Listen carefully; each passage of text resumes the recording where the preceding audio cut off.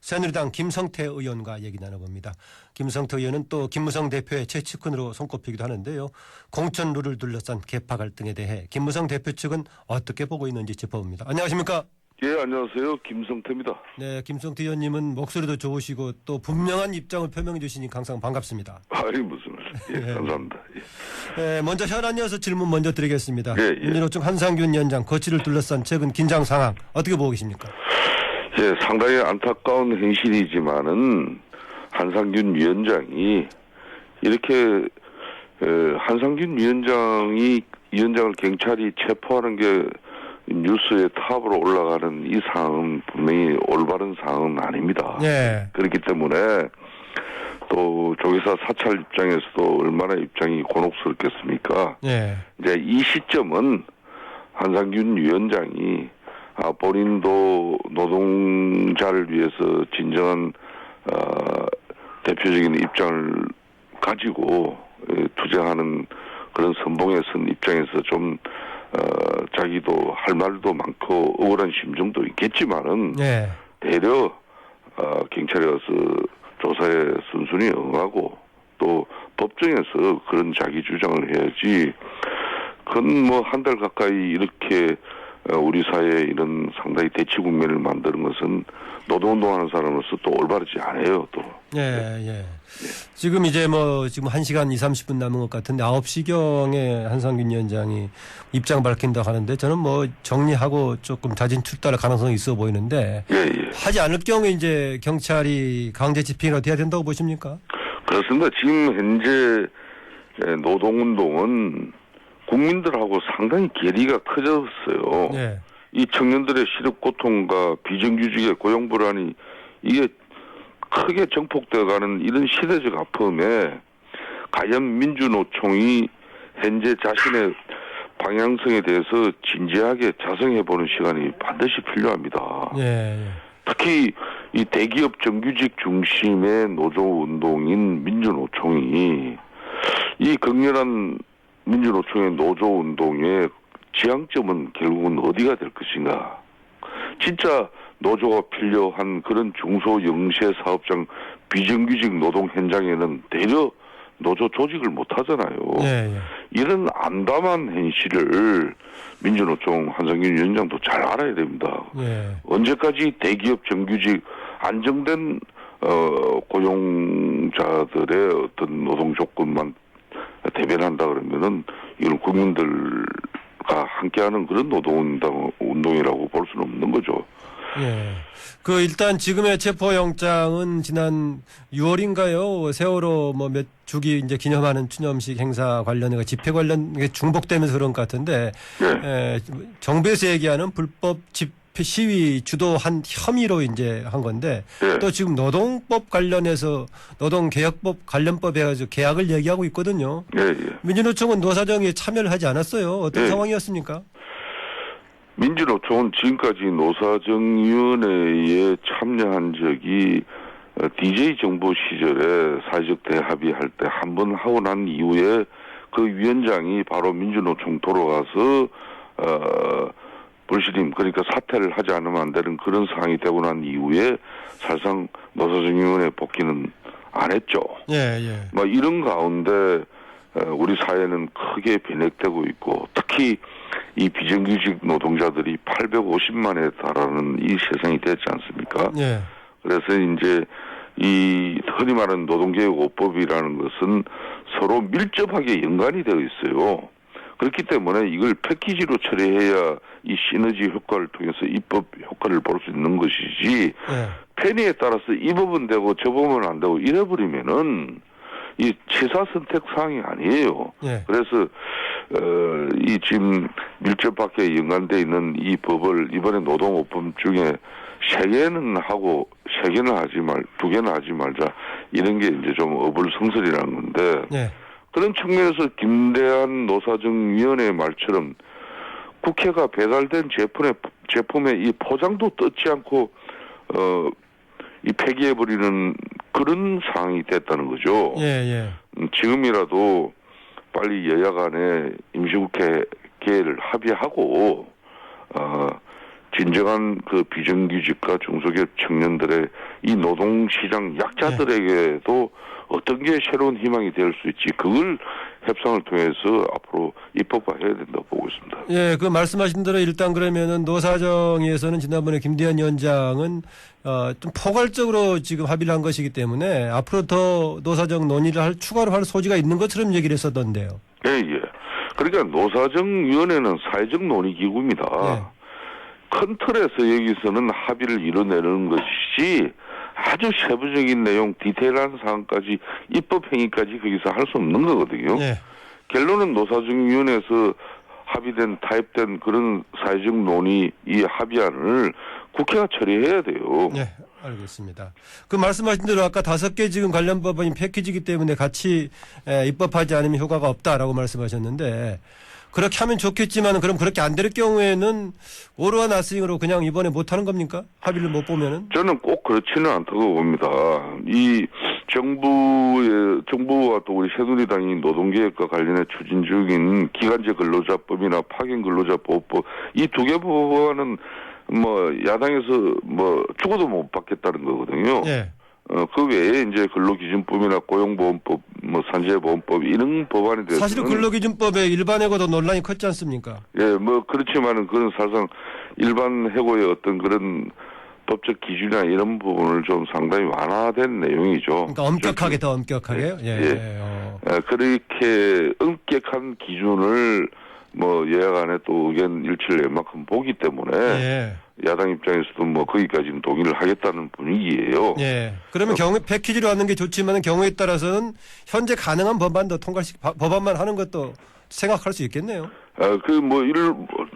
굳이 안 되면 이거라도 해야 되지만은 예. 이 법들도 소중하고 중요한 법들이에요. 알겠습니다. 예. 그렇지만은 새정치민주연합 입장에서는 기간제 근로자법이나 파견 근로자보호법 이런 부분을 예.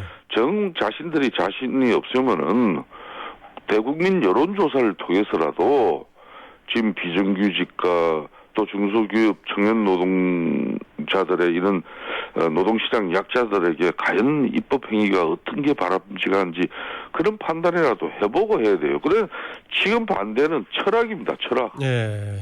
뭐 정당의 이념이나 철학 가지고 이걸 반대하는 건데 노동시장 현실은 어느 특정 정당의 이념과 철학 가지고 반대해가지고는 지금 안 되는 세상이죠. 예.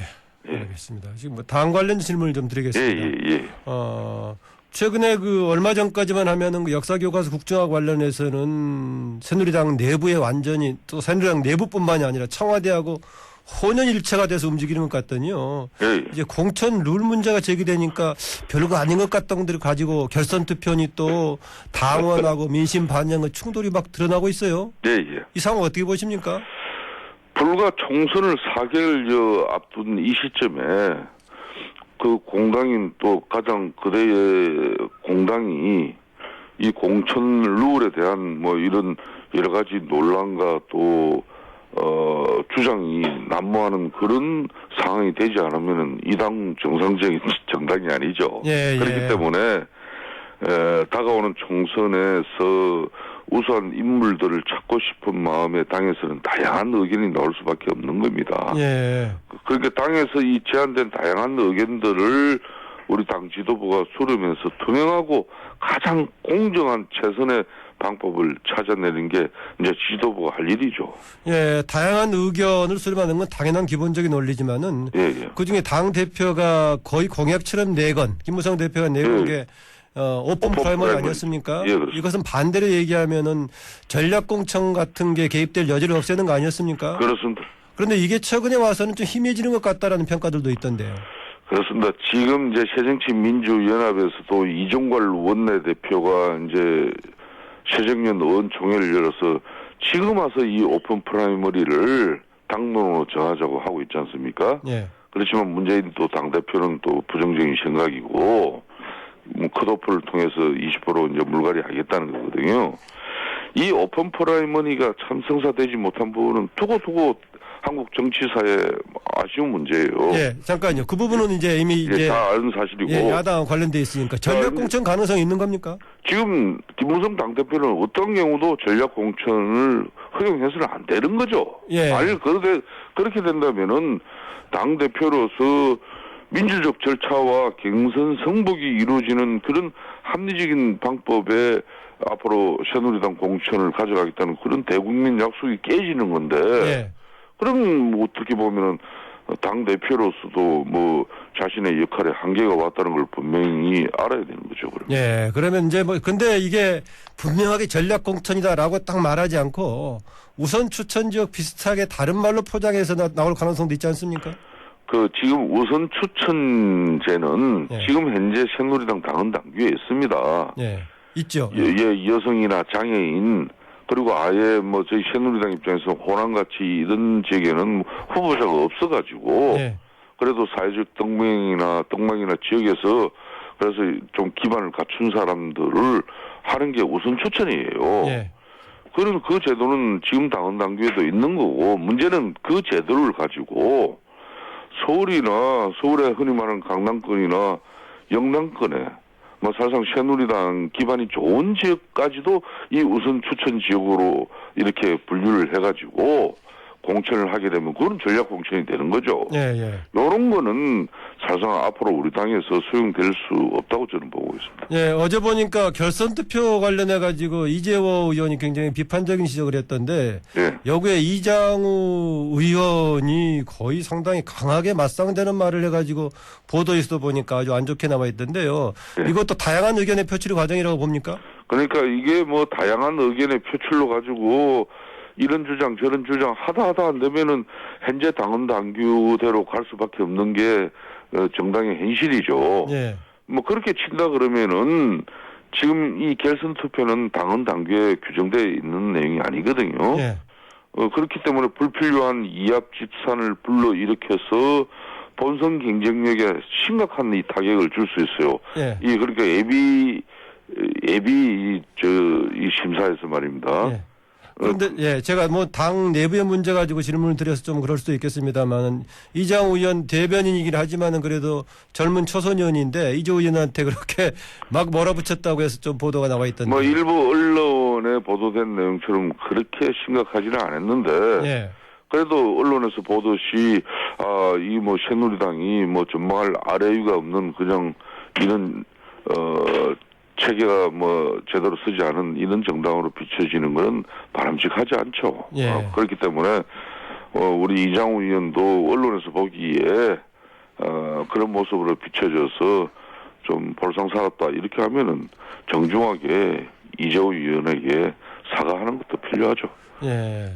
예, 그 전략공천 절대 안 된다고 말씀하셨는데 예. 이런 분 저런 분 특히 김태고 최고위원의 경우에 반복적으로 전략공천하지 않으면 당의 경쟁력이 어떻게 사느냐라고 얘기하고 있던데요.